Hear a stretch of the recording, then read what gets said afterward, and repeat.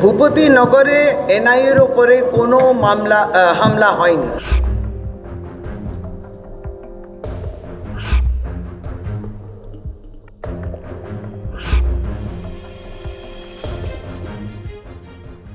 হাওড়ার শরৎ সদনে প্রার্থী প্রসূন বন্দ্যোপাধ্যায়ের সমর্থনে যুব কর্মী সভার আয়োজন হয়েছিল, আর সেখানেই হাজির হয়েছিলেন মন্ত্রী শশী পাজা, অরূপ রায় সহ অন্যান্য নেতৃবৃন্দ। ভূপতিনগর নিয়ে শশী পাজাকে প্রশ্ন করা হলে তিনি স্পষ্ট জানিয়ে দেন, ভূপতিনগরে কিছুই হয়নি। ভূপতিনগরে এনআইএর উপরে কোনো হামলা হয়নি, পরিষ্কার কোনো হামলা হয়নি। রাত দুপুরে গেছেন, রাত্রিরে দরজা খুলে মহিলা, চোর না এনআইএ বুঝবে কি করে? তা মহিলারাই তো বলছেন যে আমরা চেঁচামেচি করেছি, আমরা কিন্তু তাদেরকে স্পর্শ করিনি। মহিলারাই বলছেন আমরা তাদের স্পর্শ করিনি। এটা কি জোর করে? তা দেখুন না, যে প্রতিবেদন আপনারাও দিচ্ছেন সকলেই, যারা যে এনআইএ একটু আহত হয়েছে, মানে সে জোর করে তাকে আহত করবেনি আর কি। এটা কি হচ্ছে? কেউ আহত হয়নি। আর এর আগেও আমরা বলেছি যে পুলিশকে জানাতে, উনি বলছেন আমরা পুলিশকে জানিয়েছি, পুলিশ পৌঁছানোর আগে তারা পৌঁছে গেছে। রাত দুপুরে এখন এত কি ব্যাপার বিষয়টা? রাত দুপুরে কি করেছে? দিন দুপুরে অসুবিধা কী আছে? আমি ঠিক বোঝা গেল না। এবার রাত্রিরে যদি কেউ দরজা কড়া নাড়ে, মহিলারা বলছেন আমরাই আক্রান্ত। এনআই কে আমি তাই চিনি না।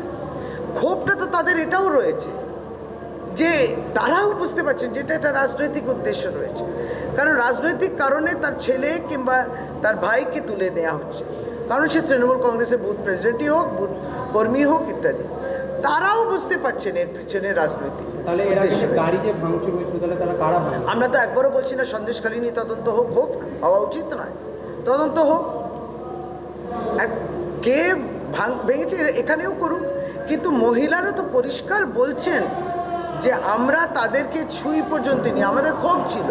এরকম রাত্রিরে আসছে কেন? এর আগেও বলেছিল, এর আগেও ওদেরকে বলছিল ইত্যাদি। এটা ঠিক, ওরা যেমন বলছে যে ওদের ডেকে পাঠিয়েছে, ওরা আসেনি ইত্যাদি। তো সেগুলো তো তাদের কথাও তো শুনতে হবে। 2022 সালের ঘটনা আপনি 2024-এ একবারই নির্বাচনের মধ্যে আসছে।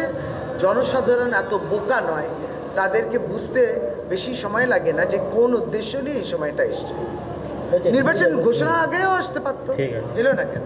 অন্যদিকে ভূপতিনগর প্রসঙ্গে সম্প্রতি মুখ্যমন্ত্রী মমতা বন্দ্যোপাধ্যায় প্রশ্ন তোলেন, ওরা কেন মধ্যরাতে পুলিশকে না জানিয়ে গিয়েছিল। এই নিয়ে বিজেপির দিকেই আঙুল তুলেছেন তিনি। জানিয়ে গেছিল, ওরা কেন মধ্যরাতে পুলিশকে না জানিয়ে যাচ্ছে? নিয়ম হচ্ছে পুলিশকে, লোকাল পুলিশকে জানিয়ে যাওয়া।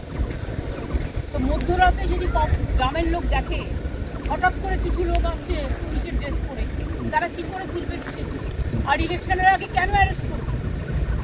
যদি সবাইকে অ্যারেস্ট করে, বিজেপি কি মনে করে সব বুথ এজেন্টকে অ্যারেস্ট করবে, সব ভোট ম্যানেজারদের অ্যারেস্ট করবে, পরে বুথে জিতবে? শূন্য গুলি ছুটছে। দুজন তৃণমূল কর্মীকে অ্যারেস্ট করেছে আজকে। বলছি কি অধিকার আছে না এর? শুধু বিজেপিকে সাপোর্ট দেওয়ার জন্য। বিজেপি নোংরামি খেলা খেলছে, আমরা সারা পৃথিবীতে আওয়াজ দিই।